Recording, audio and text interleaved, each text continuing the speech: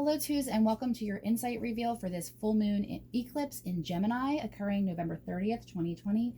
While this reading is timeless, we are using the energy of this moon cycle to help us remove some things in our lives that are no longer working for us. So, for those of you who do collect decks, we're using the Doreen Virtue Mary Queen of Angel cards to describe what help we can receive at this time. We are using the Light Seers Tarot just to pull 3 cards to get a more detailed energy on what might be helpful for you at this time. And for the archetype cards, we're using this to either describe a relationship or energy close to you or yourself. So I'm asking you, and you don't have to share it with anybody, this is your personal message, to be very self-aware when you're hearing your message, because if it is an energy that's happening on your behalf, you want to be honest about it with yourself so that you can improve upon it and it won't be a blockage for you. The reason I say that is I did pull 3 cards for the collective, and we got honesty.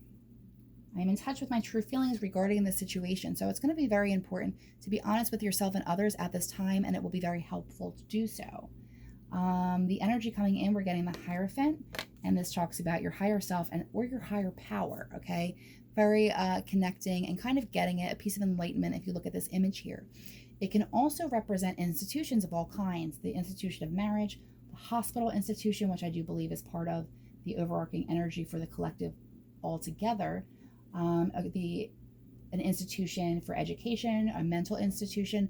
There's a lot of ways that this could play out for the amount of people that are watching this. If you're from Philadelphia like I am, we're currently experiencing, as the world is experiencing, an extreme surge right now. So Philadelphia has new restrictions, and you're going to find yourself, if you are, taking the initiative to protect yourself and your family and others, you're going to find yourself kind of in that lockdown mode again. So this could, if you're somebody who's going back to school or have thought about going back to school, it may be a good time to, to connect in that way. But one of the reasons that's going to be, or one of the issues that's going to come up for you, this could be a person around you, or this could be an energy that's coming up for the collective, is the Exorcist card. Creepy, right? But the reason that this is coming up is this talks about freeing yourself and others from destructive impulses, which will be the better part of this card, and some things to look at with fear of facing your own demons. And we can come across a lot of times with this card too is when you're so busy trying to help other people, and I put that in air quotes because sometimes obviously we are doing the right thing, we're out of light of love, we're coming from the right place, but sometimes we're trying to control situations that we can't control, and sometimes we do that as a mechanism to not look at our own stuff, if that makes sense. So that's one of the messages coming through about like not being a hypocrite. I mean, obviously you might want to help other people, or you might be frustrated at how they're dealing and responding to their life. But the message that I'm getting is you need to take a hard look at yourself, each one of us, because again, that isn't your personal message. That is the message for the collective. So when you reach out to help other people, make sure that you're not doing it in judgment while ignoring things that need to be tended to in your own garden. And we're asking for honesty when you're connecting to your higher self, when you're receiving that enlightenment at this time. So choose the help you can expect to receive. Devotion. I love this.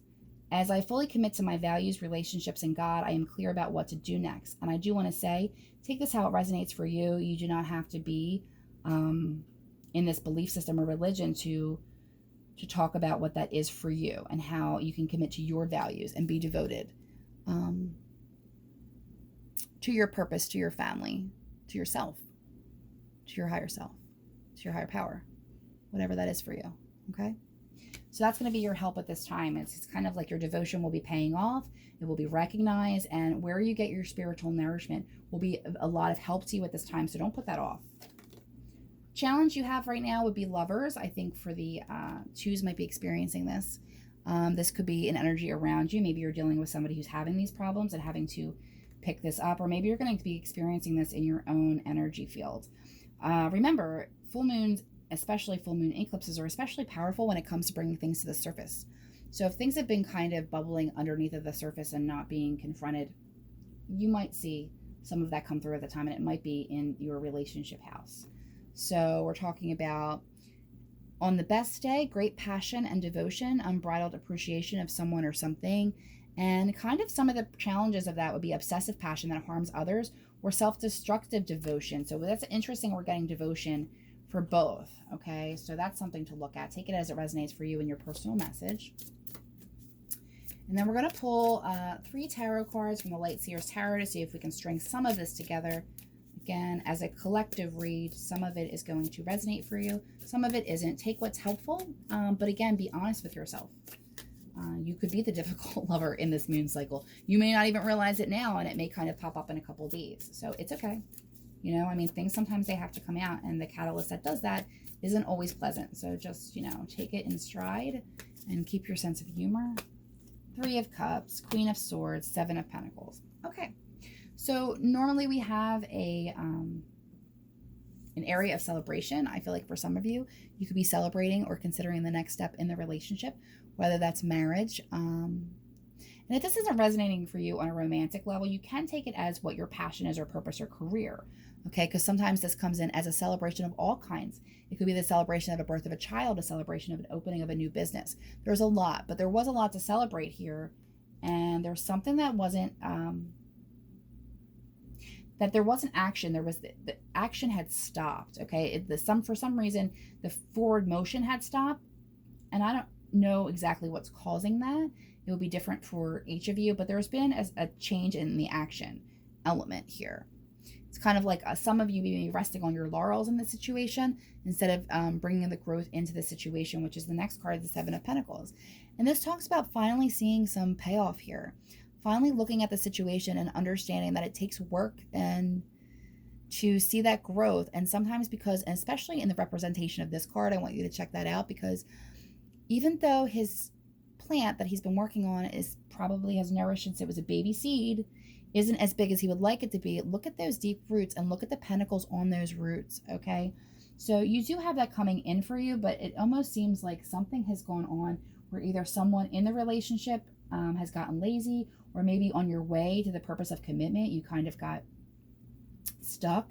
Maybe it's the overall energy of the collective. I mean, it is a very depressing energy at this time to process when you're looking at where we are as a whole, as a community, as a society, and what we're dealing with. And it's very, it can be very sad.